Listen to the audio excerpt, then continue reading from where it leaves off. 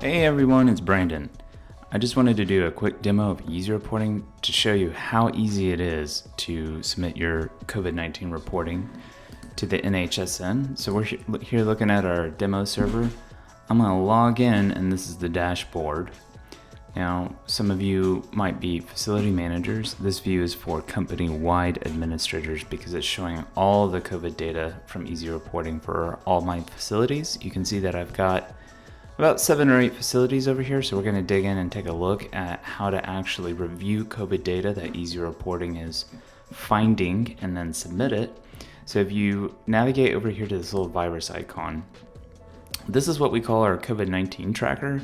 These are all residents that Easy Reporting is saying that the NHSN is interested in for one reason or another. This first resident, Brandon Copeland, doesn't necessarily have COVID, but he did expire in the facility. So Easy Reporting has found that in my EHR and tagged it with a date.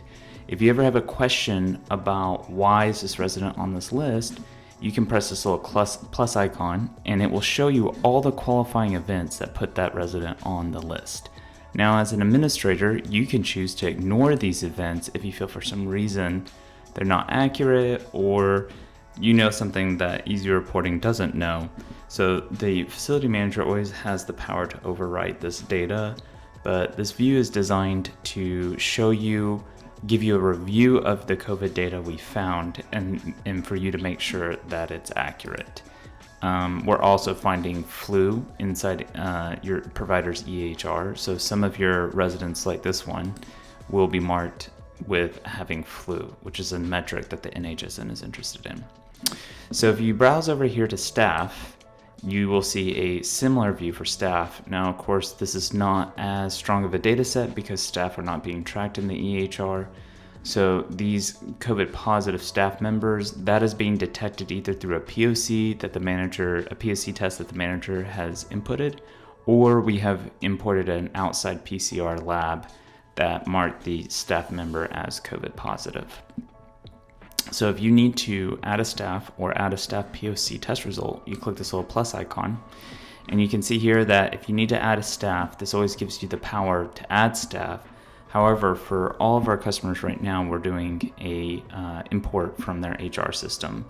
An HR system such as like ADP or Paycor, Paycom, we work with all those systems to import a staff snapshot every night so that facility managers don't have to enter their staff. The only time a facility manager might see this screen is if they have a like a cleaning staff or a contractor that is not in their payroll system. So it's a nice fail-safe if a facility manager ever needs to enter staff directly. So when you go to enter a POC test, you can see that it's going to capture all of my staff already, which is nice. So I'm going to select this staff member, and you can see it's defaulted to today. And if this all looks good, you can see the values here. This is all very similar for what the NHSN is asking for. You press add, and then it's added that test. Now that I've added one, all these values are probably going to be the same. I just have to select the next staff member and press add, and boom, there's another POC test that is added. So if you're doing in-house POC testing with an antigen device, there's even some PCR devices now in facilities. It's pretty easy to enter anywhere between 30 to 40 POC tests very quickly with this method. That's why we call this the quick entry. So that's where you enter POC test results for staff. The residents POC testing is picked up through a custom UDA that we will install in your EHR. So for example, something like PCC, an EHR like PCC, there will be a custom UDA that asks for resident POC test results. And so whether your POC testing is happening for staff or residents, Easy Reporting is aware of it, and we use all that data to calculate what the NHSN is asking for. And I'll show you what that cumulative view looks like here in just a second. So if you jump over here to testing, this is going to show you all the testing that's occurring coming into your facility. You can see that some of these are outsourced PCR test results. These are the POC tests that we just entered. So this is a great view to give you an overview of all the testing that's flowing into Easy Reporting. If you jump over here to facility, these are more static values that maybe don't change as much. So we have put them all on one page to make it easier to review this. Staff shortages. These values are changing constantly with the NHSN. For example, they used to care about ventilators, and so if you clicked yes, it would ask you how many ventilators. These were all of these questions are driven by what the NHSN is asking for. I think this ventilators is actually in the process of coming off of the surveillance submission, but you'll see this page update as the NHSN requirements update. It's good before you submit to give this page a once over just to make sure that all the values are up to date and accurate. So if this all looks good, you're going to jump over to vaccines. That's this little needle icon. We're pulling the resident vaccination data out of your EHR and putting it here. What these red rows mean is simply that we don't see any vaccination data for these residents. Now, that doesn't necessarily mean they decline the vaccination, because even if they decline it, we will see that in the EHR and record it. That is something that the NHSN is interested in. But these red rows means we don't see anything in the EHR. So that's meant to draw your attention. If you jump over here to staff, you can see that same thing.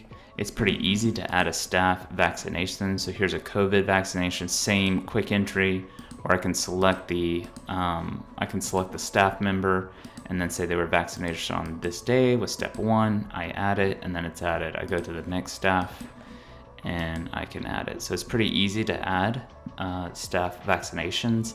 The NHSN requirement is that they are providing you paper proof or a piece of paper that is proof that they have been vaccinated. So that's kind of up to you, but here's the quick entry form to get the vaccination data in.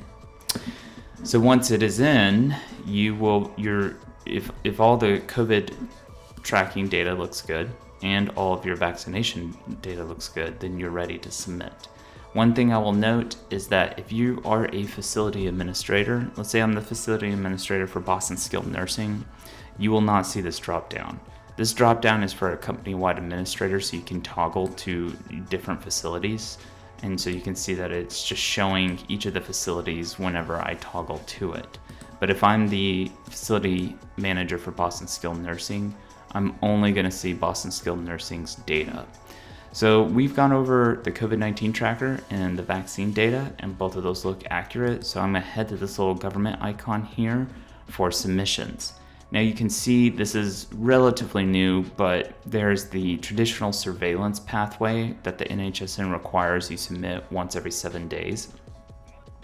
And then there's now the vaccine submission, which is needs to be done once for every calendar week. It's slightly different, but for like week 26 in the year, there needs to be a submission there for vaccines. So we handle all of this for you.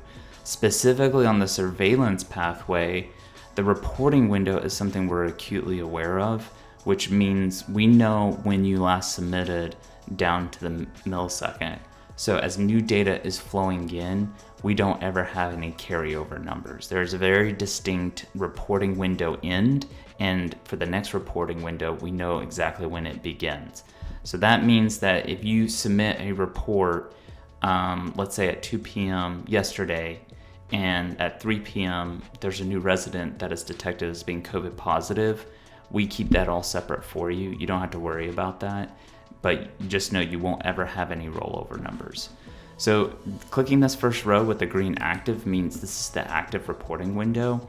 And because I'm a company-wide administrator, it's going to show me all of my facilities. But if I toggle this button to just Boston Skilled Nursing, you can see it's going to show me my facilities data, and it presents this green button to go ahead and submit it. And this is just for the surveillance window.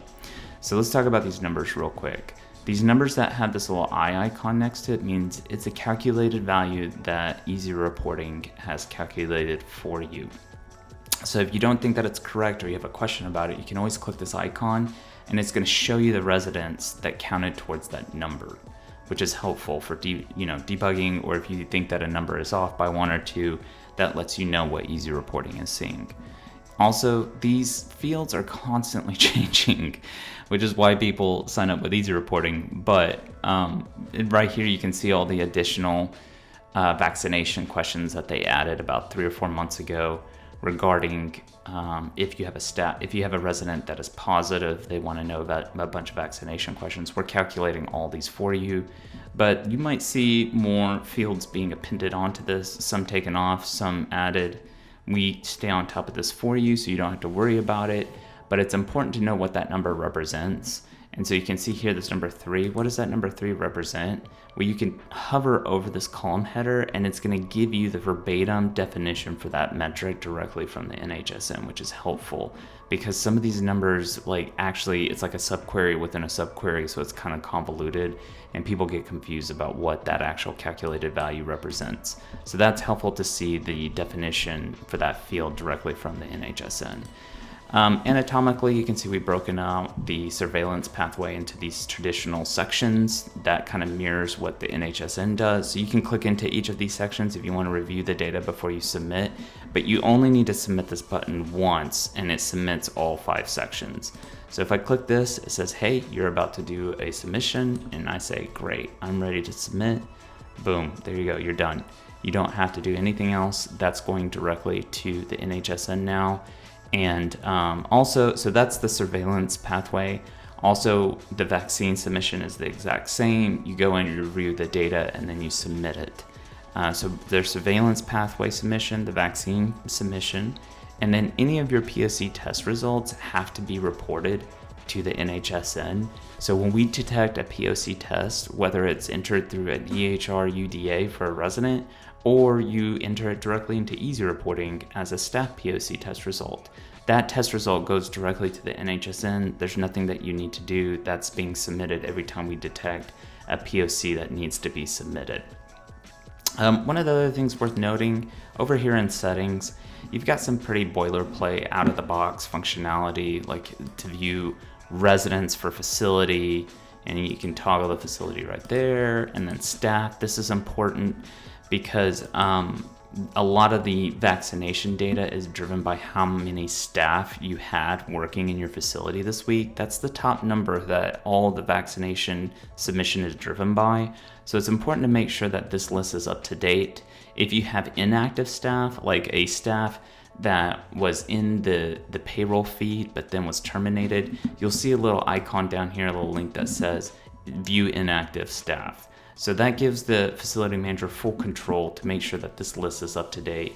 It should be up to date. If you have like a feed coming out of like Paycom or ADP, Easy Reporting should be directly in sync with that feed. However, sometimes you might need to add a contractor or cleaning staff or whatnot. And so this staff section gives you full control to make sure that your list is up to date. So that's important to check out before you submit. But that's really about it. We also, over here, you'll find a help section underneath the question mark, and then this little account button lets you log out and change some of your notifications.